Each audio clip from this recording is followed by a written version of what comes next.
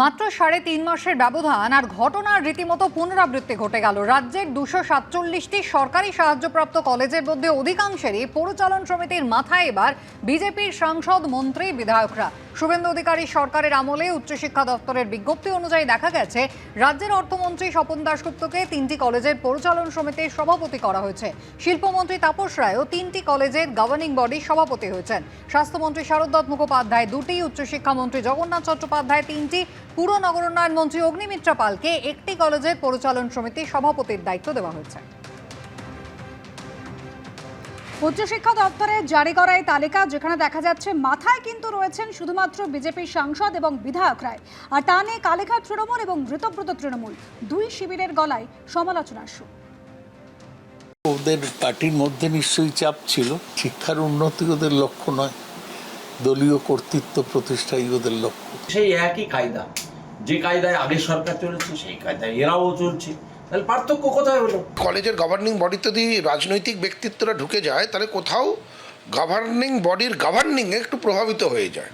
আর যদি একান্তই রাজনৈতিক ব্যক্তিত্বদের আনতে হতো সাংসদ বা বিধায়ক, তাহলে তো সব দলেরই সাংসদ বিধায়কদেরকে আনা যেতে পারত। তাহলে ব্যতিক্রমটা হলো কোথায়?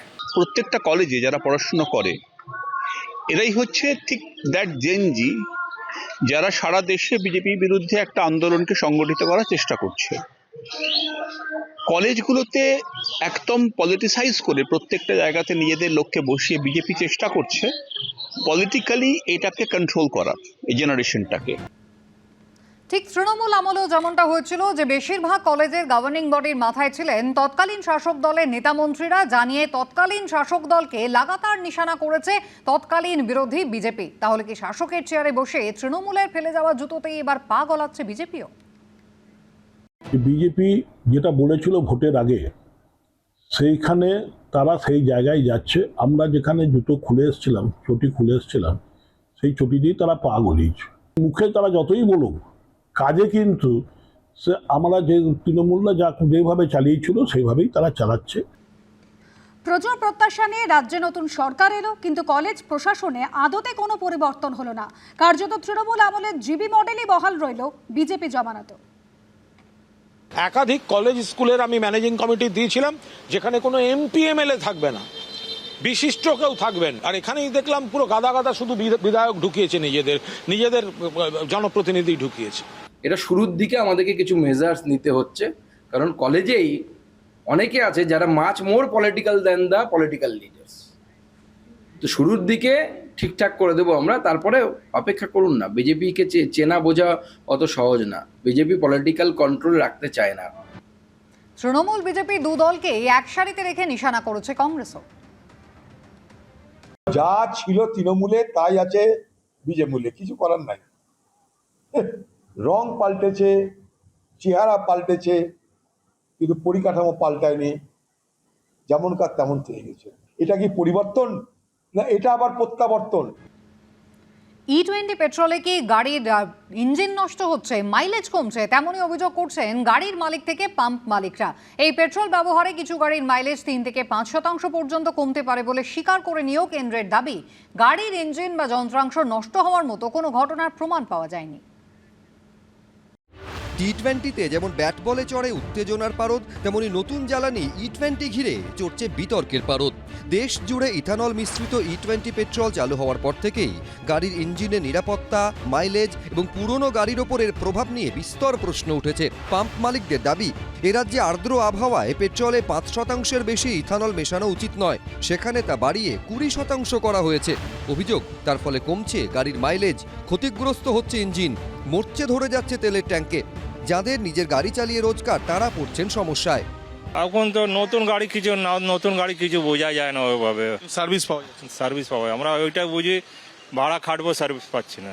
পেট্রোল পাম্পে গেলেই বিভিন্ন রকম তেলের পাশে দেখা যাবে E20 লেখা বোর্ড। E20 পেট্রোলের এসেছে ইথানল থেকে এবং 20 বোঝায় প্রায় 20% ইথানল ব্লেন্ডিং। এই ধরনের প্রতি লিটার তেলে রয়েছে 20% ইথানল এবং 80% পেট্রোল। বিশেষজ্ঞরা বলছেন, যেসব দেশে ইথানলের ব্যবহার সফল হয়েছে সেখানে আবহাওয়াগত পার্থক্য রয়েছে ভারতের সঙ্গে। বিশেষ করে আর্দ্রতা এক্ষেত্রে একটি বড় গুরুত্বপূর্ণ ফ্যাক্টর হয়ে দাঁড়াচ্ছে। পাশাপাশি অন্যান্য দেশে ইথানল বাধ্যতামূলক করার আগে পুরনো গাড়িকে ধাপে ধাপে সরিয়ে নেওয়ার দিকে জোর দেওয়া হয়েছিল। তার জন্য বাধ্যতামূলক ইথানল ব্যবহারের আগে সময় নেওয়া হয়েছে বেশ কয়েক বছর। এতটা তাড়াহুড়ো করার জন্যই ভারতে গাড়ির ক্ষতি হচ্ছে, এমনটাই অভিযোগ অনেক চালকেরই। ইথানল হলো এক ধরনের অ্যালকোহল। এটি দাহ্য তরল ও জ্বালানি হিসাবে ব্যবহার করা যায়। ভারতে মূলত কৃষিজ পণ্য থেকে ইথানল তৈরি হয়। আখের রস, চিনি ও চিনির সিরাপ, চিটে গুড়, ভুট্টা, ভাঙা চাল এবং নির্দিষ্ট ক্ষতিগ্রস্ত খাদ্যশস্য থেকে ডিস্টিলেশন প্রক্রিয়ায় ইথানল তৈরি করা যায়। 2001 সালে পরীক্ষামূলকভাবে দেশে ইথানল মিশ্রিত জ্বালানির ব্যবহার শুরু হয়। 2006 সালে কয়েকটি রাজ্যে চালু হয় E5 পেট্রোল। 2018 সালের ন্যাশনাল পলিসি অন বায়োফুয়েলস এবং 2021 সালের নীতি আয়োগের রোডম্যাপের ভিত্তিতে ধাপে ধাপে উৎপাদন ও সরবরাহ বাড়ানো হয় এবং 2025-26 অর্থবর্ষে পেট্রোলে 20% ইথানল মিশ্রণের লক্ষ্যে পৌঁছয় কেন্দ্র। কিন্তু গাড়ি চালকদের অনেকেরই দাবি, এই জ্বালানি ব্যবহারের ফলে গাড়ির মাইলেজ কমছে, জ্বালানি লাগছে বেশি, খরচও বাড়ছে। গাড়ি যেখানে কিনতে গেলাম কোম্পানি বললো কি 18, 19, 20 তক মাইলেজ দেবে।